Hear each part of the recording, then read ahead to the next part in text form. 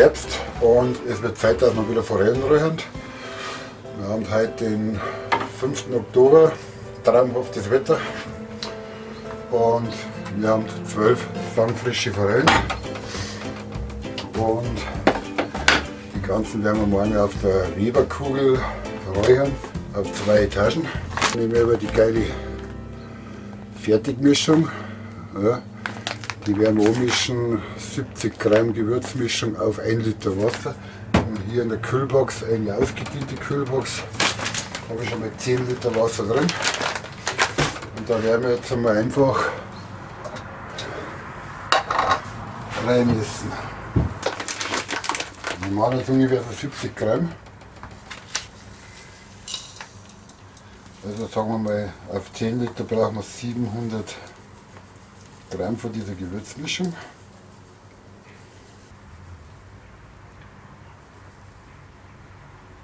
Da haben wir jetzt einmal 500.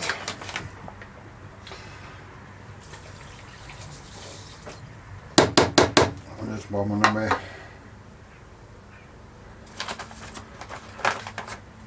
200 Gramm dazu. Das war jetzt fast zu viel.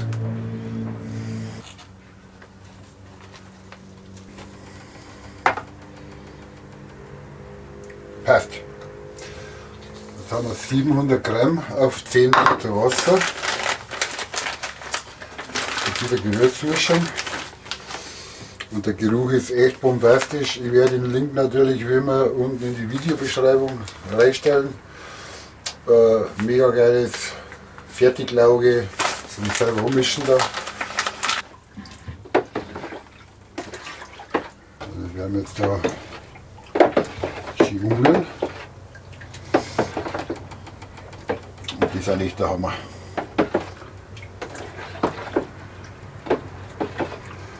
Also wie gesagt, so eine ausgediente Kühlbox. So eine ausgediente Kühlbox ist das Beste, was es gibt. Und vor allem schließt die dicht ab und wir werden die ganzen Forellen da 18 Minuten bis morgen ziehen lassen. So. Okay, das war's. So sieht das aus. Und jetzt tun wir die ganzen Forellen da rein. Und die Forellen sind jetzt nicht so schwer, die haben so ja, A300 Gramm. Das reicht. Okay, dann lassen wir es jetzt einfach richtig nochmal ein bisschen umrühren.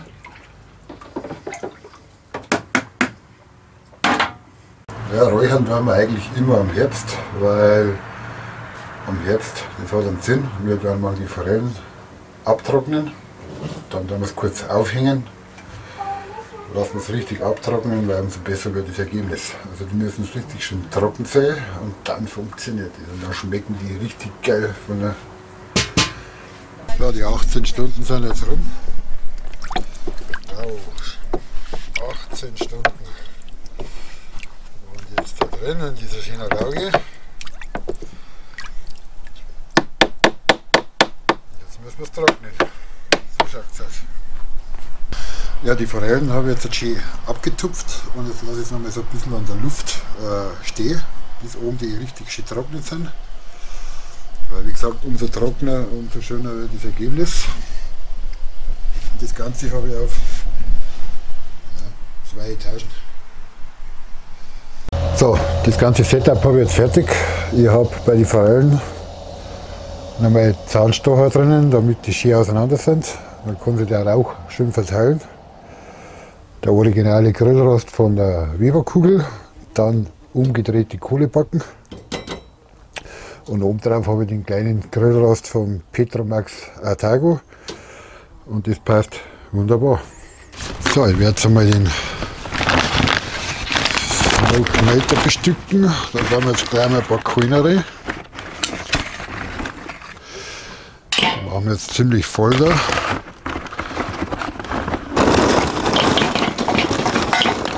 Dann einfach mal so 14, 15 Stück rein.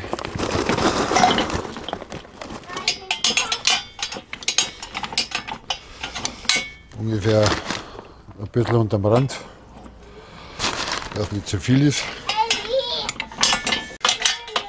So, das Magnator ist jetzt bestückt mit Briketts. Die brennen ziemlich lang. Ja. Und die anderen werden wir vorglühen. Ja, und da werden wir jetzt so 10 Briketts vorglühen und dann heizen wir den. Da haben wir hier ein paar glühende rein und hier dann ein paar verteilen und dann frisst das richtig schön durch. Und dann leistet das Magnator seinen optimalen Einsatz. Das Räucherchips nehme ich von Südwest Barbecue, die aus Kirschholz. Die haben ein sehr gutes Aroma und da habe ich ein paar gewässert. Die anderen sagen nicht wässern und die meisten sagen da aber wässern. Ich tue es immer ein bisschen wässern und tue ein paar trockene mit drauf. Und das gibt das absolut perfekte Raucharoma für Forellen. Kann ich nur empfehlen, ich werde den Link unten in die Videobeschreibung setzen. Mega geil, sind alles kleine Späne und dann passt es.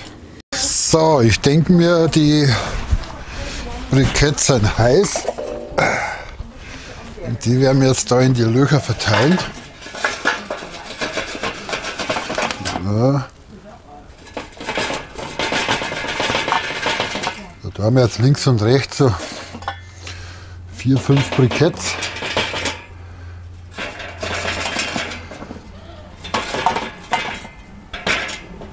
Ah ja.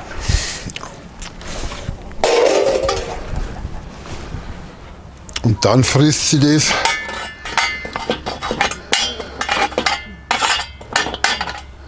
Schön durch.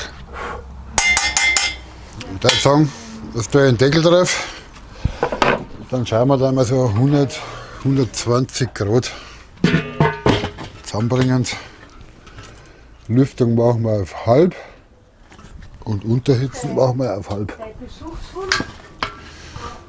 Dann schauen wir mal, wie es ausschaut. Genau.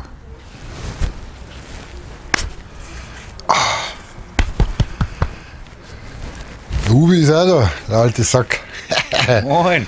Ja. Jetzt liegt eigentlich nichts mehr am Weg. Jetzt warten wir, bis die Temperatur aufgebaut ist und dann kommen diese. Da fühle ich mich doch schon wieder wie zu Hause. Ich sehe Fisch. Schon, gell? Ist das so schön. Ja, Forellenräuchern ist einfach immer wieder was Herrliches. Oh ja, er wird schon warm.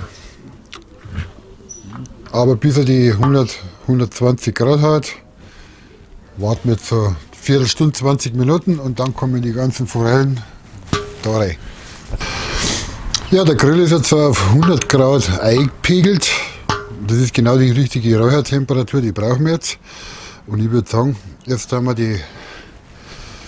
Ja, schaut schon ganz gut aus. Wir werden jetzt da die Smoked Chips verteilen.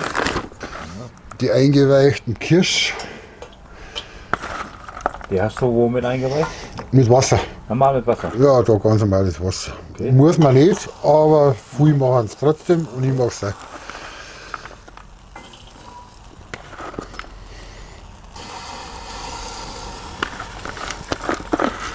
Und jetzt frisst sie langsam die Glut durch den ganzen Kohlenstrang. Und dann fängt es richtig zum Räuchern an. So, und jetzt tue ich noch über die nassen ein paar trockene drüber. Und man sieht, das fängt jetzt schon richtig zum Räuchern an. Wie gesagt, die Kirschchips habe ich schon erwähnt, die schreibe ich wieder unten in die Videobox mit rein. In die Videobeschreibung. Kann ich nur wärmstens empfehlen, sehr gutes Raucharoma. Und so, und das sieht jetzt richtig geil aus. Und jetzt tun wir die Forellen drauf.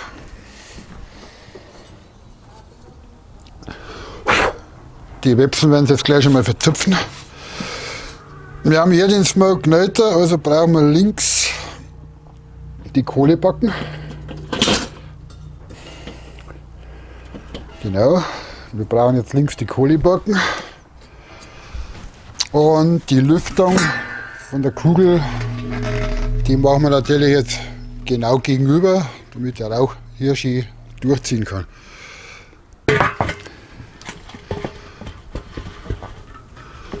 Genau.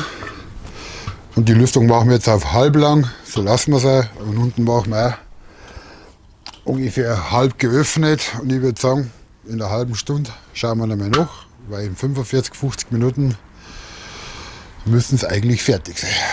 Also ein bisschen Geduld noch, aber der Duft ist jetzt schon absolut geil, man sieht mega. Ja. Na, antwortet er nicht. Und taugt euch da drin? Ja, ja. Ja, es ist warm. Ja, wie gesagt, wir haben ja noch eine kleine Beilage mitgebracht. Heute Vormittag waren meine Frau und ich fleißig. Meine Frau ist ja gelernte Bäckerin. Die hat ein schönes Landbrot gebacken und dazu hat sie noch schöne Käse-Knoblauchstangeln mit Sesam überbacken. Wunderbar. Wo ist das denn? Ja, die liegen da auf dem Tisch. Aber ich glaube, die holen wir mal. Die werden wir mal gleich Die zeigt das du immer her. Die gibt es dann dazu als Beilage, mega geil. Und die ersten Versuche, was bis jetzt gebacken hat, schmecken mega lecker und heute total überrascht wieder. Also Marke Eigenbau, Ubi Frau. Genau. Also wenn das nicht geil ausschaut. Das ist Ja, wunderbar. Das passt auch gut zum Fisch nachher. Ein bisschen Kräuterbutter eventuell oder dazu. Und da geht's wunderbar. kann sich sein lassen. Und ich würde sagen, wir warten jetzt. Ja, jetzt haben wir 5 Uhr, warten wir bis halb 6 und dann schauen wir wieder weiter.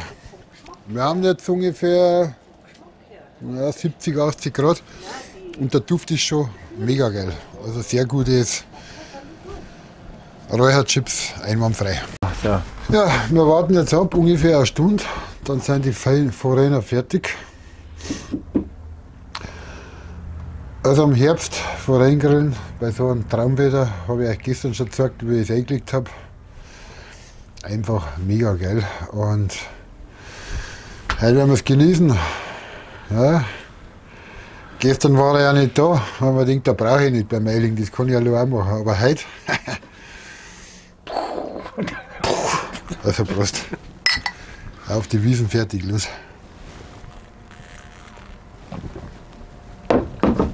Und ein ganz großes Lob an die Frau vom Ubi.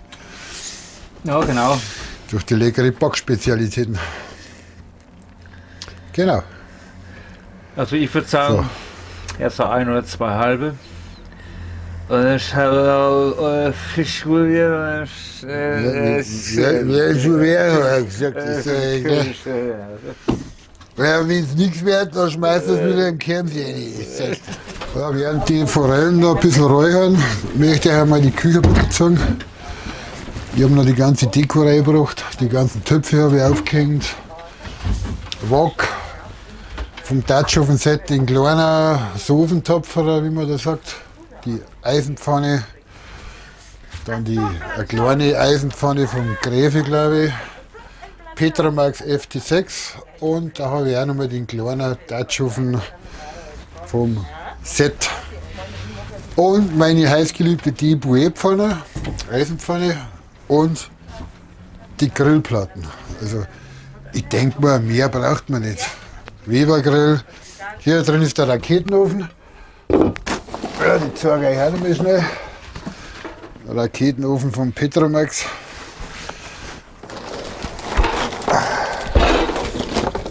Und ja, und ein Atago von Petromax kennt auch jeder. Mega geiles Teil. Ja, So, aber ich muss einen Helmut Nummer 1 lassen. Bin ich auch faszinierend, ist das dein Bier? Nein, meins. was man so aus ein paar Kanthölzer, ein paar Bretter, eine Handvoll Schrauben was man da alles so draus machen kann. Das ist schon beeindruckend, muss man ganz ehrlich sagen. Das war ja ein Hagebaumarkt Allzweckunterstand, wo man einmal Brennholz lagert. Genau. Das ist jetzt draus geworden.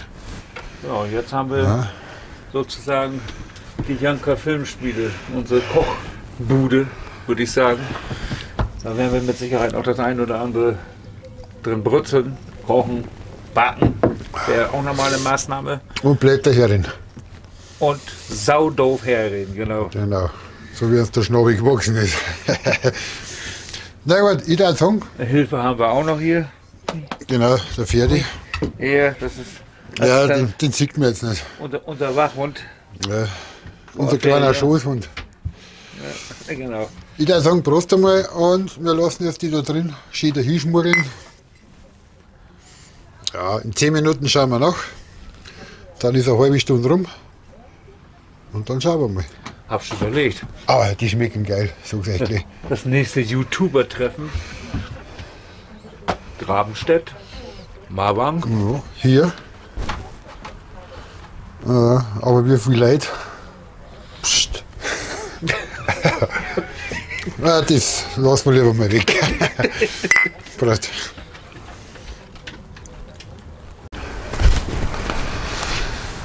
Ich würde sagen, eine halbe Stunde ist rum und jetzt werden wir mal nachschauen, wie das so in etwa ausschaut.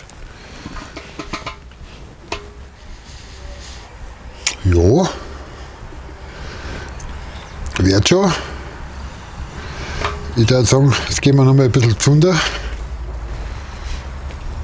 Aber der Duft ist der absolute Hammer. Riech mal.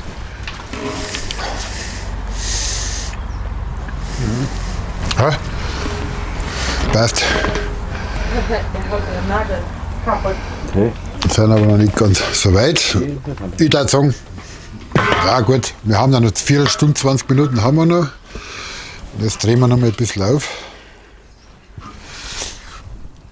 Und unten drehen wir auch noch mal auf, da muss ich noch mal nachschauen. Passt. Wunderbar.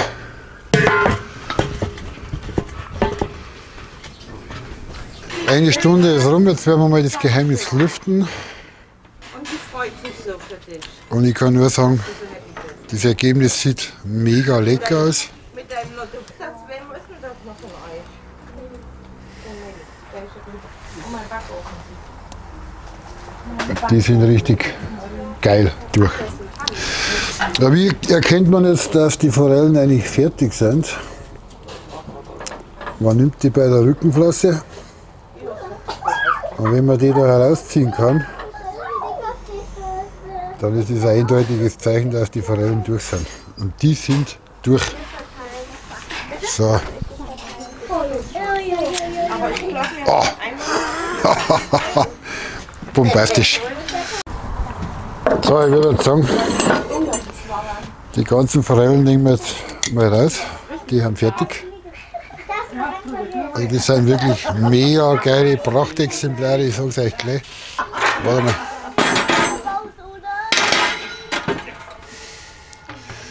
Da haben wir jetzt mal da drauf schlichten.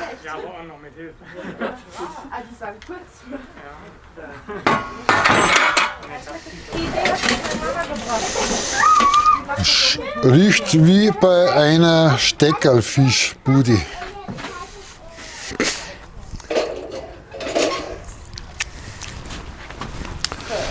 Also fantastisch. Einwandfreies Ergebnis. Also wie gesagt, hier kann man nochmal nachschauen. Lässt sich super lösen, also eindeutig sind die Forellen durch. Die Augen sind weiß. An denen erkennt man, dass die Forellen fertig sind. So. Boah. Ja, bei der Forelle muss man sagen, so, ich sag mal, eine gute Forelle zwischen 250 und 300 Gramm, optimale Portion. Würde ich auch sagen. Mega geil. Macht es einfach noch. Räuchern auf dem Webergrill. Es gibt nichts Besseres, wenn man keinen Smoker daheim hat. Eine Weberkugel lang da. Schaut euch den Berg an. Alle frisch vom Chiemsee. Nein, Schmarrn, aber fangfrisch. Und ich würde sagen, wir probieren das dann einmal eine. Ich tue jetzt gleich mal einen Deckel drauf, weil sonst erstickt man. Seht ihr mich noch? Ich würde sagen, jetzt probieren wir mal so ein Teil. Wir tun jetzt einfach mal da. Oh. Die Haut aber kratzen. Ah. Also lässt sich sehr leicht lösen. Und ich kann nur sagen, die schaut mega geil aus. Ich würde sagen, das probieren wir mal.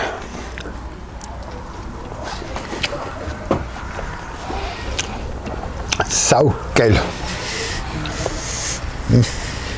Auf das trinken wir mal. Was gibt es dazu? Ja, Bier, eh klar. Wein geht auch.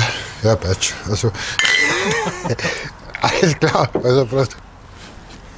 Er denkt wieder nur an sich selber. Nein, Schmal. Spaß beiseite. Wo ist die Flaschen?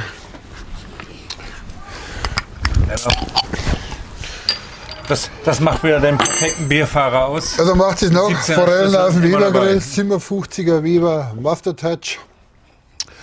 In Verbindung mit dem Smoke Nator, den werde ich auch nochmal in die Videobeschreibung mit flicken, wo man den bekommt. Aber das beste Setup für den Weber-Grill. Und ich kann nur sagen, Ergebnis einfach der absolute Hammer. Also habe ich die, macht es gut, Helmut und der Uwe von der Janka 5. Bis zum nächsten Video. Abonnieren nicht vergessen. Und bis zum nächsten Video. Und Servus. wer sind wir? Die Janka Janka Filmschmiede. Prost. Ah, das Bier ist wieder geil. He? Und die Forellen sowieso. Was gibt es dazu? Genau. Uwe, seine Frau, haben wir eh schon eingeblendet. Geile Backwaren, Sesamstängel und ja, Kartoffelsalat passt genauso gut dazu. Schau mal her. Das löst sich richtig von selber. Der absolute Hammer, wie ein Pulled Pork. Ein Pulled Forellen.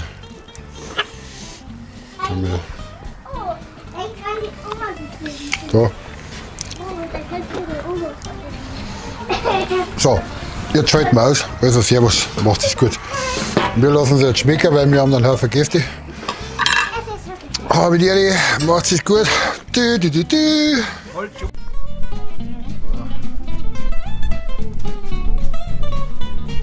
Und? Schaut geil aus, oder? Oh.